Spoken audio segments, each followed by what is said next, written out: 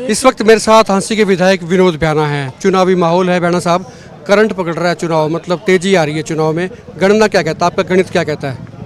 देखिए, मेरा गणित तो ये कहता है कि हम 2 लाख से ज़्यादा वोटों से हिसार लोकसभा की सीट जीतेंगे।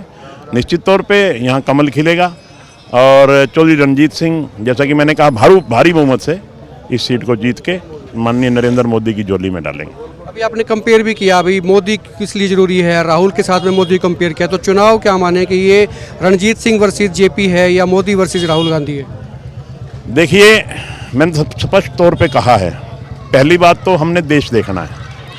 अगर हम नरेंद्र मोदी जी के मुकाबले में राहुल गांधी की तुलना करते हैं तो राहुल गांधी कहीं स्टैंड नहीं करते। ये बात बच्चा बच्चा मानने को तैयार है और बच्चे बच्चे के मुख पे है कि राहुल गांधी नरेंद्र मोदी जी के मुकाबले में कहीं टिकते नहीं हैं। ये तो है देश की बात।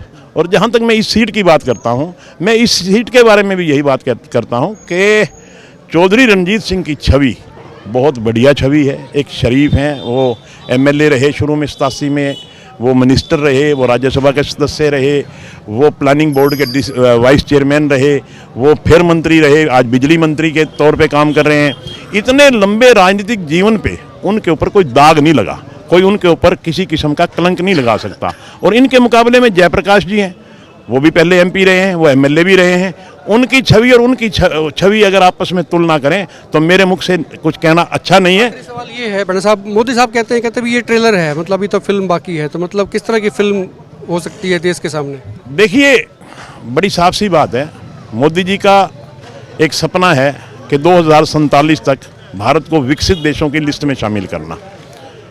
और इसके साथ साथ जो हमारे यहाँ कामों की ज़रूरत है, जो विकास की ज़रूरत है, जिस विकास को हमने कभी छुआ नहीं था, उस विकास के लिए भी मोदी जी के दिमाग में एक बहुत बड़ा सपना है। निश्चित तौर पे वो उसको भी पूरा करेंगे।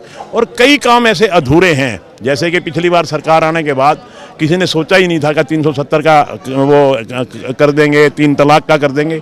इसी तरह कई ऐसे काम हैं जो उनके जहन में हैं और निश्चित तौर पे भारत को मजबूत बनाने के लिए वो सारे काम करेंगे और भारतीय जनता पार्टी की सरकार आएगी। शुक्रिया बात करने के लिए विनोद भ्याना थे। और देश की तरक्की के नाम पर बीजेपी जो है वोट मांग रही है। चौधरी रणजीत सिंह चौटाला के चुनाव कैंपेन में वो यहाँ पर थे हांसी में और लोगों को संबोधित किया। देर रात के बावजूद अच्छी खासी यहाँ पर भीड़ थी। वीडियो को शेयर करें, खुल के कमेंट करें और आप देखते रहे एक बार पोस्ट। 500 साल से हम बाट जो रहे थे कि भगवान राम को अपना घर कब मिलेगा। 500 साल से हमारी पीढ़ियां खत्म हो गई, हमारी पीढ़ियां चली गई, मगर भगवान राम को घर नहीं मिला।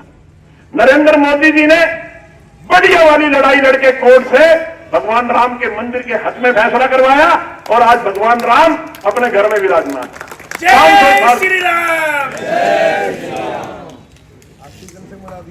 बुजुर्गों और साथियों, इतने काम हुए हैं, इतना देश मजबूत हुआ है और हम सबका जो धार्मिक आस्था है, भगवान राम, उनका मंदिर बना है, उनका घर बना है। इन सब बातों को देख करके आप ईमानदारी से अपने दिल में चिंतन करके देखिए कि हमारी वोट का हकदार कौन है।